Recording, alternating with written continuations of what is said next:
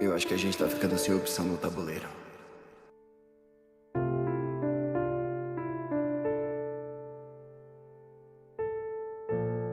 Ele foi quem mais perdeu pessoas que amava na série e não parece que isso vai ser diferente na próxima temporada.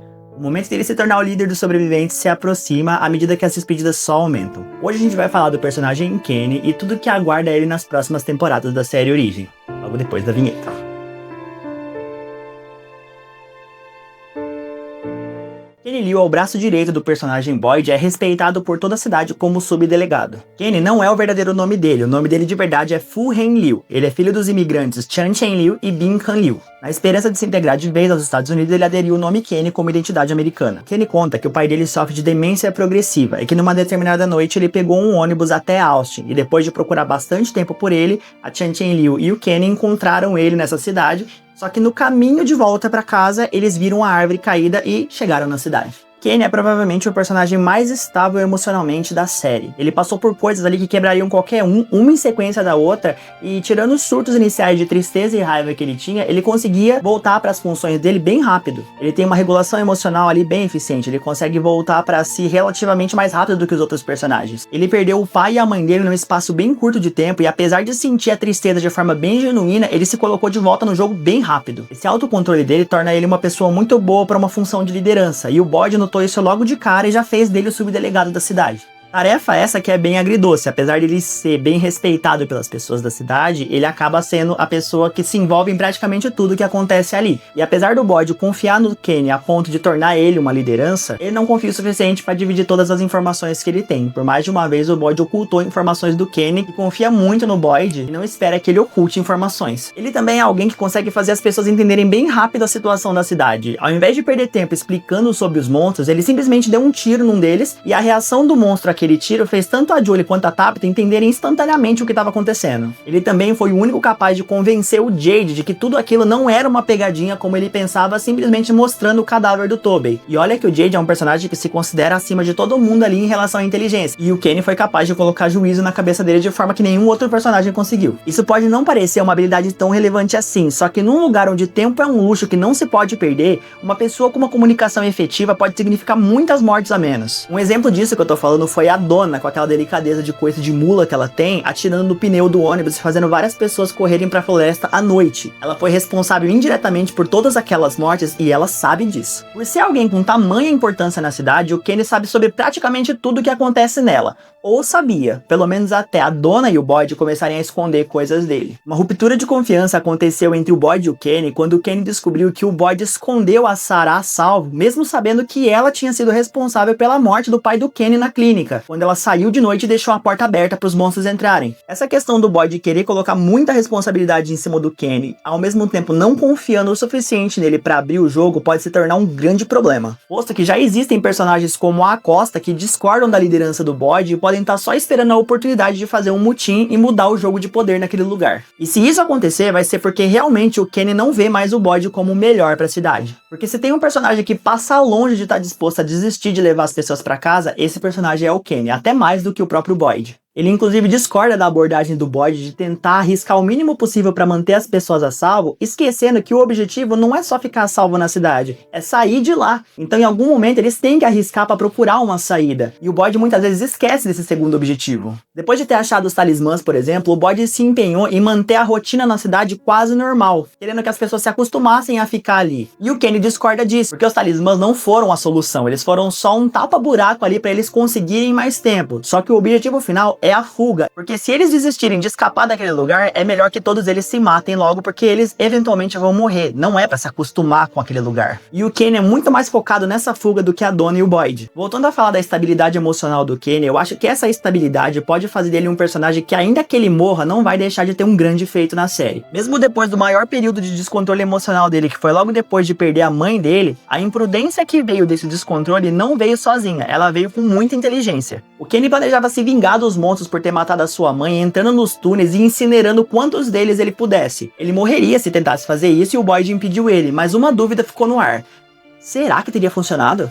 Nós temos sinais na abertura da série de que isso já foi feito antes, mas ninguém até agora tentou atacar um monstro dessa forma. Posto que os monstros têm um problema com o sol, e eu já falei disso num vídeo anterior, se você não assistiu, clica aqui pra saber por que os monstros temem o sol, eles podem realmente ter uma fraqueza a fogo, porque fogo e sol estão relacionados. Então naquele surto que o Kenny teve, poderia ele realmente ter matado vários monstros antes de morrer? Eu sinto que essa questão ainda vai voltar na próxima temporada.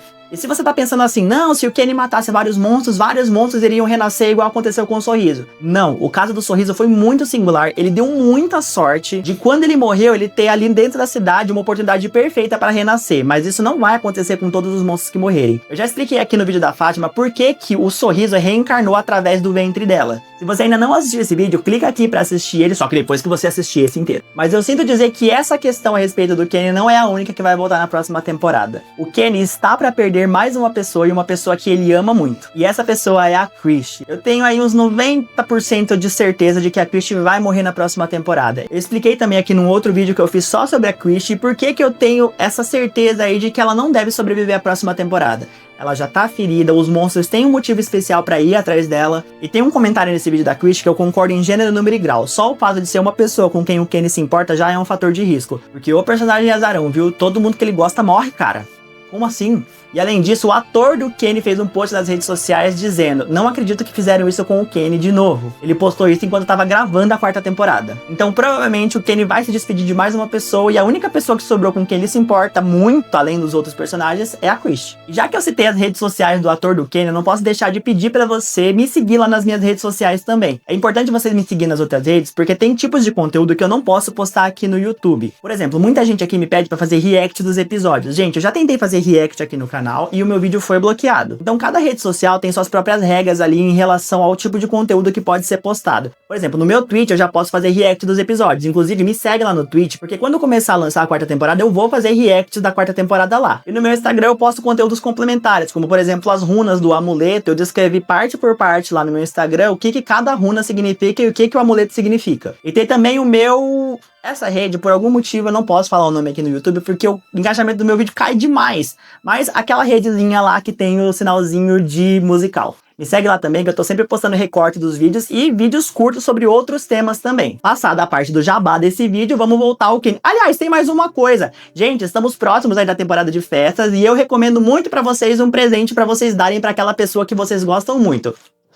Tô falando do meu livro. Sim, eu voltei a vender o meu livro, eu pedi uma tiragem nova, com essa capa brilhante que tá a coisa mais linda. Cada inscrito aqui do meu canal que comprar o meu livro vai receber uma dedicatória exclusiva. É só você avisar lá no momento da compra que você é um inscrito aqui do canal, que eu escrevo uma dedicatória exclusiva pra você. O livro tá sendo vendido pela Shopee, porque a Shopee tem frete grátis. Então eu pensei nesse sentido pra vocês não pagarem a mais pelo frete. E também tem um monte de cupom lá que vocês podem aplicar pra pagar mais baratinho. Já tá num preço promocional de fim de ano, mas quanto mais baratinho sair pra vocês, melhor. Porque o objetivo é que vocês leiam e deem o feedback de vocês. Gente, se alguém aí ler esse livro completo e comentar aqui embaixo, vocês não tem, eu acho que eu caso com essa pessoa. Porque não tem coisa melhor do que você ter um feedback de uma arte que você produziu. Mesmo que vocês não gostem, tá? Se você tem dúvidas sobre o que é o meu livro, eu vou fazer um vídeo só sobre isso. Vai sair aqui no canal entre essa semana e a próxima, respondendo todas as dúvidas de vocês e contando o máximo que eu puder sobre o livro, mas sem dar spoiler, porque o livro é de suspense. Agora sim, acabou o jabá desse vídeo e vamos voltar pro Kenny. O Boyd reconhece as qualidades que o Kenny tem e ele sabe que o tempo dele como xerife tá acabando. A doença dele tá avançando bem rápido e logo logo ele não vai ser mais capaz de desempenhar as funções de um líder. E além da doença ser esse impeditivo, o Boyd também já tem começado a tomar umas decisões bem questionáveis que têm sido observadas por personagens como a Costa, que tá de olho inclusive nele e na Donna. Eu não sei sinceramente por que a maioria dos fãs não gosta da Costa. Gente, ela é uma policial que chegou e não sabe muito bem o que tá acontecendo e encontra um Boyd quebrado, que mente pras pessoas que estão sob a liderança dele,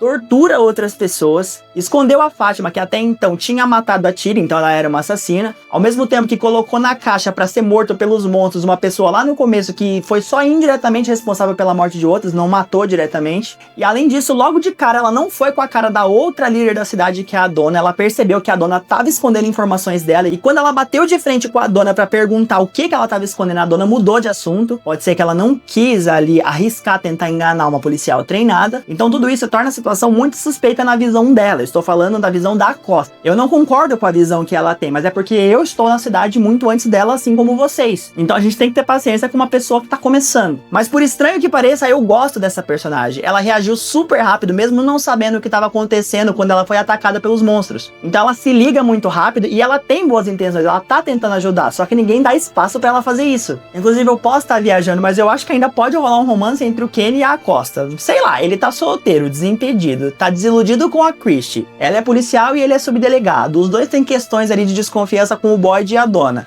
E apesar de tudo, os dois se importam de verdade com as pessoas da cidade e querem ajudar. Então, pode ser que role alguma coisa aí. Não sei, vocês podem falar aqui nos comentários se eu viajei aí. Mas aí, quando isso acontecer na série, você tem a responsabilidade de voltar nesse vídeo e falar, você viajou, mas você tava certo. Mas deixando de lado a minha visão peculiar pra casais aí na série, a gente tem que falar que apesar de muito inteligente, o Kenny tá fazendo uma coisa que pode ser bem perigosa. Ele está se comunicando com os mortos dentro da cidade. Ele contou que é um costume comum da cultura dele escrever cartas pros mortos. Independente de questões culturais, se comunicar com os mortos lá dentro daquela cidade pode e provavelmente vai ter alguma repercussão. A gente viu que a Tilly, quando tentou consultar o tarô, que é uma forma também de sobrenatural, foi impedida por aquele corvo que entrou e começou a se debater dentro da Casa Colônia. Então se comunicar com forças que estão fora da compreensão pode trazer resultados que também estão fora da compreensão. Aquela cidade tem a capacidade de projetar fantasmas para as pessoas e se comunicar com elas através deles. A gente tem ali aparições da Abby, aparições do dono daquele bar. Eu não vou colocar a aparição do Padre Catre pro Boyd nessa mesma categoria, porque eu já expliquei num outro vídeo só sobre o Padre Catre, porque ele é diferente de outras aparições de personagens que já morreram. Aquele fantasma do Padre Catre não é só uma ilusão, ele é de verdade, ele tava ali com o Boyd em todos aqueles momentos e eu posso provar isso pra você, é só assistir o vídeo do Padre Catre. Então essa comunicação com os mortos que o Kenny tem feito através dessas cartas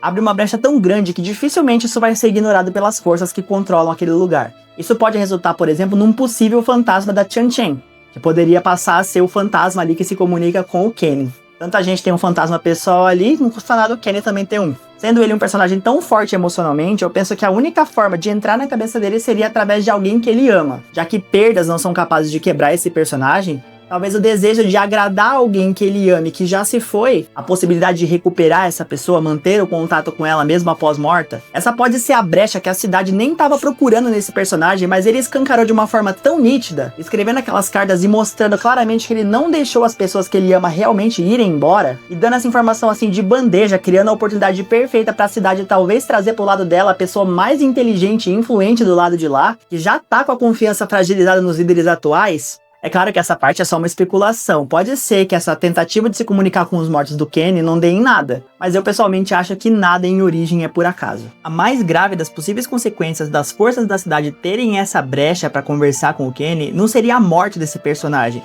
mas a possibilidade de ter ele aberto para um pacto. Ele diz logo nas suas primeiras aparições que negação é uma característica forte na sua família. O Kenny tem um bom coração, mas ele nega a sua origem adotando um nome americano. Ele engana a si próprio sobre as pessoas que ele perdeu ao continuar se comunicando com elas. E se a tendência à autoenganação desse personagem chegar no auge, ele pode finalmente estar aberto à maior negação de todas. A negação da realidade e a tentativa de transformar ela em algo que te agrade. As entidades da cidade têm um poder cujo limite a gente não conhece, mas como eu já disse, tem grande influência sobre a vida e a morte. O Kenny não é um personagem traidor, ele é muito leal a quem ele confia. Mas ele já foi traído pelo Boyd e pela dona quando eles esconderam informações.